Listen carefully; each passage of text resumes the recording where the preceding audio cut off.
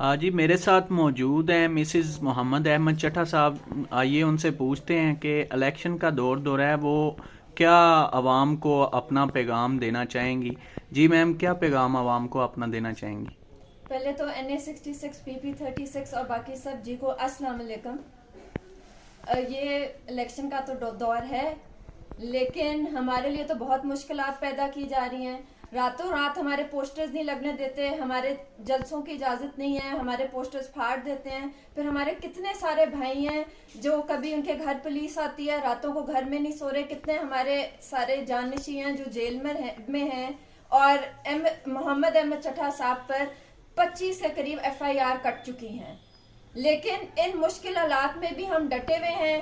हम निकले हुए अपनी कैंपेनिंग में, अलीपुर में भी डोर टू डोर कैंपेनिंग कर रहे हैं और बाकी जगह भी सारे हमारे जो हैं सपोर्टर्स भाई, सारे बहनें कर रही हैं कैंपेनिंग, डट के कैंपेनिंग कर रही हैं। हम किसी से डरते नहीं हैं।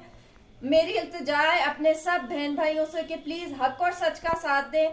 8 फरवरी को वोट देने के लिए जरूर निकलें और हमारे इमरान खान साहब को जिताएं। अपने हल्के NA66 और PP36 से अच्छे नुमाइंदे मोहम्मद अहमद चट्टा साहब को आगे लेकर आए। आपको इलेक्शन वाले दिन NA66 और खासतौर पे PP36 के लिए मैं बता देती हूँ, 2 पर्चियां मिलेंगी। एक हरी पर्ची है, उसके ऊपर हमारा निशान है प्याला, उस पे आपने मोहर लगानी है।